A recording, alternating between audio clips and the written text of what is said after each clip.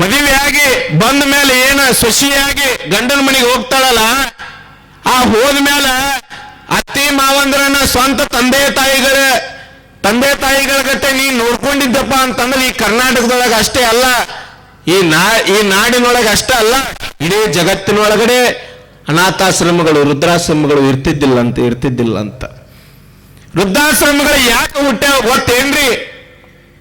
ಮಕ್ಕಳ ಸಾಲಿ ಕಲೀಲಿ ಅಂತ ತಿಳ್ಕೊಂಡು ನಾವು ಲಕ್ಷ ಗಂಟ್ಲೆ ಡೊನೇಷನ್ ಕೊಟ್ಟು ಮಕ್ಕಳಿಗೆ ಬ್ಯಾಡ, ಮನೆ ಒಳಗೆ ಇಟ್ಕೊಳ್ಳೋದು ಬ್ಯಾಡ ಅಂತ ತಿಳ್ಕೊಂಡು ಏನ್ ಇವತ್ತಿನ ದಿವಸ ಬಹಳ ದೂರ ಕಳಿಸ್ತೀರಿ ನೋಡು. ಹೋಗಾಕ ಮಕ್ಕಳು ಅಳ್ತಿರ್ತಾವ, ಏನಂತಾವ, ವಲ್ಯ ನಾವು ಹೋಗೋದವಲ್ಲ, ಇಲ್ಲೇ ಮನೆಯಾಗ ಇರ್ತೀನಿ, ನಿಮ್ಮ ಕೂಡ ಇರ್ತೀನಿ, ನಾನು ಹೊಲಕ್ಕ ಮನೆಗೆ ಬರ್ತೀನಿ, ಮನೆಯಾಗ ಗುಡಿ ಅದ ಮಠ ಅದ, ಅಲ್ಲಿ ಹೋಗ್ತೀನಿ, ಅಲ್ಲಿ ಓದ್ಕೋತೀನಿ ಅಂತ ಹೇಳ್ತಿರ್ತಾವ ಮಕ್ಕಳು ಹೇಳ್ತಿರ್ತಾವ. ಹೌದಲ್? ಅದಂದ್ರೂ ಕೂಡ ಊರಾಗಿದ್ರ ನೀ ಉಡಾಳಕ್ಕಿ ಬ್ಯಾಡ, ಇಲ್ಲಿ ಬ್ಯಾಡ, ನೀ ಮಠಕ್ಕೆ ಹೋಗೋದು ಬೇಡ, ಎಲ್ಲಿ ಹೋಗೋದು ಬೇಡ, ಹೊಲಕ್ಕೆ ಬರೋದು ಬೇಡ, ಎಲ್ಲಿ ಬೇಡ, ನನ್ನ ಮಗ ಇಂಜಿನಿಯರ್ ಆದ್ಮೇಲೆ ಡಾಕ್ಟರ್ ಆಗ್ಬೇಕು, ಇಂಜಿನಿಯರ್ ಆಗ್ಬೇಕು, ಸಾಫ್ಟ್ವೇರ್ ಇಂಜಿನಿಯರ್ ಆಗ್ಬೇಕು, ವಕೀಲ ಆಗ್ಬೇಕು, ಗೌರ್ಮೆಂಟ್ ನೌಕರಿ ತಗೋಬೇಕಂತ ತಿಳ್ಕೊಂಡು ಒಲ್ಯಾದ ಮನಸ್ಸಿನಿಂದ ಮಗನಿಗೆ ಲಕ್ಷ ಗಂಟ್ಲೆ ಕಟ್ಟಿ ಎದಿ ಹಂಗೆ ಹಿಡ್ಕೊಂಡು ಏನ್ ಹಾಸ್ಟೆಲ್ದಾಗ ಒಗದು ಬರ್ತಿರಲ್ಲ ಅವ ಅಂತಿರ್ತಾನಂತ ಮನಸ್ನಾಗ. ಒಗಿ ಈಗ ನೀ ಎಷ್ಟು ಒಗಿ ನಾಳೆ ವಯಸ್ಸಾದ್ರಿಂದ ನಿನ್ನೂ ಕೂಡ ಹಿಂಗ ಒಗದು ಬರ್ತಾನ ಅನಾಥಾಶ್ರಮದಾಗ ವೃದ್ಧಾಶ್ರಮದೊಳಗ. ಮಕ್ಕಳ ಬಹಳ ಶಾನೆ, ಮಕ್ಕಳ ಭಾವನೆಗಳನ್ನ ನಾವೆಲ್ಲರೂ ಕೂಡ ಅರ್ಥ ಮಾಡ್ಕೊಳ್ಬೇಕಾಗ್ತದ. ಈಗ ಹೆಂಗ ನೀ ನನ್ನ ಡೊನೇಷನ್ ಕಟ್ಟಿ ಬೇರೆ ಊರಿನೊಳಗೆ ಹೆಂಗ ನೀ ಶಿಕ್ಷಣವನ್ನ ಕಲಿಯಾಕ ಇಟ್ಟು ಬರಾಕತ್ತಿ, ಅದು ನಮಗಷ್ಟ ಸಂತೋಷದ. ಆದ್ರೆ ಮಕ್ಕಳನ್ನ ನಾವು ಹತ್ರ ಇಟ್ಕೊಂಡೇ ಕಲಿಸ್ಬೇಕು. ಯಾಕ? ಸಂಸ್ಕಾರವಂತರಾಗ್ತಾರ, ಸಂಸ್ಕಾರವನ್ನ ಕಲಿಸ್ಬೇಕಾಗ್ತದ. ಬೇರೆ ಕಡೆ ನಾವು ದೂರ ಇಟ್ಕೊಂಡು ಕಲಿಸಿದೀವಪ್ಪ ಅಂತಂದ್ರೆ ಸಂಸ್ಕಾರ ಕಲಿಯೋದಿಲ್ಲ ಮಕ್ಕಳು. ಇವತ್ತಿನ ವೃದ್ಧಾಶ್ರಮದೊಳಗೆ ಹೋಗಿ ನೋಡ್ರಿ, ಯಾವ ರೈತನ ಮಕ್ಕಳು ಕೂಡ ವೃದ್ಧಾಶ್ರಮದೊಳಗಿಲ್ಲ. ಎಲ್ಲ ಏನ ದೊಡ್ಡ ಸಾಲಿ ಕಲಿತ ಇಂಜಿನಿಯರು, ಡಾಕ್ಟ್ರು, ವಕೀಲರು ಏನಾಗಿರ್ತಾರಲ್ಲ ಅಂತವ್ರ ಮಕ್ಕಳೇ ವೃದ್ಧಾಶ್ರಮದೊಳಗದಾಳ. ನೋಡ್ರಿ ನೀವು ಬೇಕಾದ್ರೆ ಹೋದ್ರು. ನಾವೆಲ್ಲ ಇವತ್ತಿನ ದಿವಸ ಏನಂತೀವಪ್ಪ ಅಂತಂದ್ರೆ ರೈತರಿಗೆ ಹೆಣ್ಣು ಕೊಡುವಲ್ರಾಗಿವಿ, ರೈತರ ಮಕ್ಕಳಿಗೆ ಹೆಣ್ಣನ್ನ ಕೊಡುವಲ್ರಾಗಿವಿ. ಎಲ್ಲ ಹೆಣ್ಮಕ್ಳ ತಲೆ ಒಳಗೆ ಏನದ, ಹೆಣ್ಮಕ್ಳಿಗೆ ಒಂದು ಮಾತು ಹೇಳ್ತೀನಿ ಕೇಳ್ರಿ, ನನಗೆ ಇಂಜಿನಿಯರ್ ಬೇಕು, ವಕೀಲ್ ಬೇಕು, ಗೌರ್ಮೆಂಟ್ ಕೆಲಸ ಮಾಡವ ಬೇಕಂತ ಇವತ್ತೇನು ಹೆಣ್ಮಕ್ಳು ಅನ್ನಕತ್ತೀವಲ್ಲ, ನಿನ್ನ ಮನೆಯೊಳಗ ಹಡ್ದಿರ್ತಕ್ಕಂಥ ನಿಮ್ಮ ಅಪ್ಪನು ಕೂಡ ರೈತ ಅದಾನ ಅನ್ನೋದು ಮರೆಯಬೇಡ. ಏನಿ ಇಂಜಿನಿಯರ್ ಆಗ್ಬೇಕು, ವಕೀಲ್ ಆಗ್ಬೇಕು, ಡಾಕ್ಟರ್ ಆಗ್ಬೇಕು, ಗೌರ್ಮೆಂಟ್ ಕೆಲಸ ತಗೋಬೇಕು, ಅಂತವನ್ನ ಮದುವೆ ಆಗ್ಬೇಕು ಅಂತ ತಿಳ್ಕೊಂಡು ನೀವೇನು ಹಠ ಹಿಡ್ಕೊಂಡು ಕುಂತಿರಲ್ಲ, ಅವ್ರಿಗೆ ಎಲ್ಲರಿಗೂ ಕೂಡ ಹೊಟ್ಟಿಗೆ ಗಂಜಿ ಹಾಕವು ರೈತ ಅನ್ನೋದು ಮರಿಬೇಡ್ರಿ. ಹೊಟ್ಟಿಗೆ ಗಂಜಿ ಹಾಕವು ರೈತ, ರೈತನ ಬಿಟ್ಟು ಯಾವನೋ ಗಂಜಿ ಹಾಕಂಗಿಲ್ಲ. ಎಲ್ಲಾ ಕಿತ್ತಲೆ ಗ್ರಾಮದೊಳಗೆ ರೈತರ ಮಕ್ಕಳದಿರಿ, ಎಲ್ಲಾ ಕಡೆ ರೈತರ ಮಕ್ಕಳದಿರಿ. ಇದನ್ನೆಲ್ಲ ಬಹಳ ತಿಳ್ಕೊಬೇಕಾಗ್ತದೆ. ಇವೆಲ್ಲ ಕೈ ಮುಗಿದು ಮಾತಾಡಬೇಕು.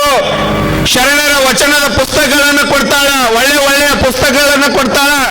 ಮಕ್ಕಳಿಗೆ ಶರಣ ಬಸಪ್ಪನಿಗೆ ಸಂಸ್ಕಾರವನ್ನ ಹೇಳಿಕೊಡ್ತಿರ್ತಾಳೆ ತಾಯಿ ಬಾಲ್ಯದಲ್ಲಿದ್ದಾಗ. ಬಹಳ ಅದ್ಭುತವಾಗಿರ್ತಕ್ಕಂಥದ್ದು. ಯಾವ ತಂದೆ ತಾಯಿಗಳು ಕೂಡ ಮಕ್ಕಳಿಗೆ ನನ್ನ ಮಗ ಕೊಲೆಗರಟನಾಗಬೇಕು, ಸುಳ್ಳೆಗಾರನಾಗಬೇಕು, ನಯವಂಚಕನಾಗಬೇಕು ಅಂತ ತಿಳ್ಕೊಂಡು ಯಾವ ತಂದೆ ತಾಯಿಗಳು ಕೂಡ ಬಯಸೋದಿಲ್ಲ, ಯಾವ ತಂದೆ ತಾಯಿನೂ ಕೂಡ ಬಯಸೋದಿಲ್ಲ. ಆಚಾರ ಕರಸನಾಗು, ನೀತಿಗೆ ಪ್ರಭುವಾಗು, ಮಾತಿನಲ್ಲಿ ಚೂಡಾಮಣಿ ನೀನಾಗು, ಜಗಕ್ಕೆಲ್ಲ ಜ್ಯೋತಿ ನೀನಾಗು ಕಂದ ಅಂತ ತಿಳ್ಕೊಂಡು ಎಲ್ಲ ತಂದೆ ತಾಯಿಗಳು ಬಳಸ್ತಿರ್ತಾರೆ. ಶರಣ ಬಸಪ್ಪನಿಗೆ ಹೇಳ್ತಾಳೆ ಮಡಿಯಮ್ಮ, ಆಚಾರ ಕರಸನಾಗಬೇಕು, ನೀತಿಗೆ ಪ್ರಭುವಾಗಬೇಕು, ಮಾತಿನಲ್ಲಿ ಚೂಡಾಮಣಿ ನೀನಾಗಬೇಕು, ಜಗಕ್ಕೆಲ್ಲ ಜ್ಯೋತಿ ನೀನಾಗಬೇಕು ನನಕಂದ ಅಂತ ತಿಳ್ಕೊಂಡು ಶರಣ ಬಸಪ್ಪನಿಗೆ ಸಂಸ್ಕಾರವನ್ನ ಕೊಡ್ತಿರ್ತಾಳ. ಬಹಳ ಅದ್ಭುತವಾಗಿರ್ತಕ್ಕಂಥದ್ದು. ಅಂಬೇಗಾಲಿನೊಳಗೆ ನಡೀತಿರ್ತಾನ ಶರಣ ಬಸಪ್ಪ. 5-6 ವರ್ಷಗಳ ಮುಗಿದು ಹೋಗ್ತವೆ. ತಾಯಿ ಹೇಳ್ತಿರ್ತಾಳೆ, ಬಹಳ ಅದ್ಭುತವಾಗಿರ್ತಕ್ಕಂಥದ್ದು. ಆಡಿ ಬಾ ನಣಕಂದ ಅಂಗಾಲ ತೊಳೆದೇನ, ತಿಳಿನೀರ ತಕ್ಕೊಂಡು ಮೋತಿಯ್ಯ ತೊಳೆದೇನ ಅಂತ ಹೇಳ್ತಿರ್ತಾಳೆ. ಎಷ್ಟು ಅದ್ಭುತ, ತಡಿ ಎಷ್ಟು ಅದ್ಭುತವಾಗಿರ್ತಕ್ಕಂಥದ್ದು. ಆಡಿ ಬಾ ನಣಕಂದ ಅಂಗಾಲ ತೊಳೆದೇನ, ಎಳನೀರ ತಕ್ಕೊಂಡು ಬಂಗಾರ ಮೋರೆ ತೊಳೆದೇನ ಅಂತ ತಿಳ್ಕೊಂಡು ಎಷ್ಟು ಅದ್ಭುತವಾಗಿರ್ತಕ್ಕಂಥ ಮಾತು ನೋಡ್ರಿ ಅದು. ಮಕ್ಕಳಿಗೆ ನಾವು ಸಂಸ್ಕಾರವನ್ನ ಕೊಡಬೇಕು. ಸಂಸ್ಕಾರವನ್ನ ಕೊಡಲಾರ್ದಕ್ಕೆ ಇವತ್ತಿನ ದಿವಸ ನಮ್ಮ ನಾಡಿನೊಳಗೆ ಬಹಳಷ್ಟು ವೃದ್ಧಾಶ್ರಮಗಳದಾವೆ, ಅನಾಥಾಶ್ರಮಗಳದಾವೆ.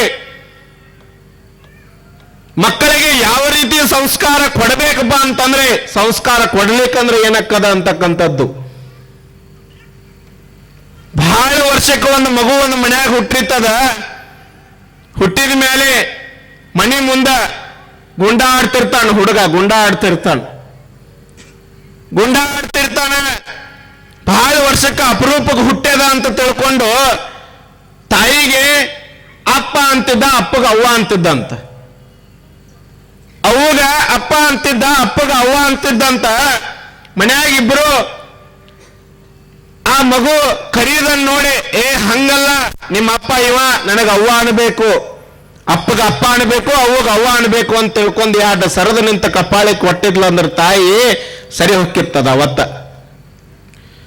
ಆದ್ರೆ ಏನು ಮಾಡಿದ್ರ ಅಂದ್ರೆ ಬಹಳ ದಿನಕ್ಕೆ ಹುಟ್ಟ್ಯಾನ ಮಗ, ಯಾಕೆ ಕರಿವಲ್ಲ, ತಗೋ ಬಿಡ್ಲಿ ಅಂತ ತಿಳ್ಕೊಂಡು ತಂದೆ ತಾಯಿ ಇಬ್ರು ಬಿಟ್ರು. ಒಂದು ದಿನ ಬೀಗರ ಜಾತ್ರೆಗೆ ಹೆಂಗ ನಿಮ್ಮ ಊರಾಗ ಈಗ ಅಜ್ಜಾರ್ ಪಟ್ಟಾಧಿಕಾರ ಮಹೋತ್ಸವ ನಡೆದತ್ತಲ್ಲ, ಹಂಗ ಬೀಗರು ಏನೋ ಒಂದು ಫಂಕ್ಷನ್ ನಡೆದಿತ್ತ, ಆ ಊರಾಗ ಬೀಗರು ಬಂದ್ರು. ಹುಡುಗ ಮನೆ ಮುಂದ ಗೋಟೆ ಆಡಕತ್ತಿದ್ದ. ಮನೆ ಮುಂದೆ ಗೋಟೆ ಆಡಕತ್ತಿದ್ದ. ಬೀಗರು ಬಂದು ಕೇಳ್ತಾರ, ಸಣ್ಣ ಹುಡುಗ ಅದಕ್ಕೇನು ಗೊತ್ತ್ರಿ, ನಾವೇನು ಕಲಿಸ್ತೀವಿ ಹಂಗಿರ್ತದ, ನಾವು ಮನೆ ಒಳಗೆ ಹೆಂಗಿರ್ತೀವಿ ಹಂಗ ನಮ್ಮ ಮಕ್ಕಳು ಇರ್ತಾರ. ಗೋಟೆ ಆಡಕತ್ತಿದ್ದ.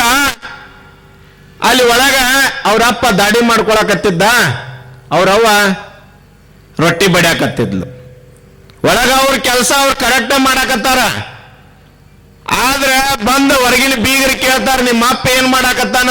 ನಮ್ಮಪ್ಪ ರೊಟ್ಟಿ ಬಡಿಯಾಕತ್ತಾನ. ನಿಮ್ಮವ್ವ ಏನ್ ಮಾಡಾಕತ್ತಾಳ? ನಮ್ಮವ್ವ ದಾಡಿ ಮಾಡ್ಕೊಳಕತ್ತಾಳ. ಅಲ್ಲ ಇವನು ಅವ್ರಿಗೆ ಆಶ್ಚರ್ಯ ಆಗ್ತದ. ಅಪ್ಪ ರೊಟ್ಟಿ ಮಾಡಾಕತ್ತಾನ ಅಂತಾನ, ಅವ್ವ ದಾಡಿ ಮಾಡ್ಕೊಳಕತ್ತಾರ ಅಂತ, ಏನಿದು ವಿಚಿತ್ರ ಅಂತಂತಾರ ಅವ್ರು.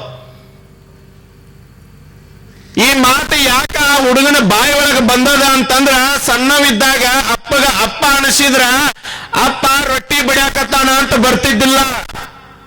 ಅವ್ವಗ ಅವ್ವ ಅನ್ಸಿದ್ರ ಅವ್ವ ದಾಡಿ ಮಾಡ್ಕೊಳಕತ್ತಾಳ ಅಂತ ಬರ್ತಿದ್ರ. ಅದಕ್ಕೆ ಹೇಳ್ತಾರ, ಮಾತಾ ಶತ್ರು ಪಿತಾ ವೈರಿ ಬಾಲೋನ ಪಾಠಿತಃ. ನೋಡ್ರಿ,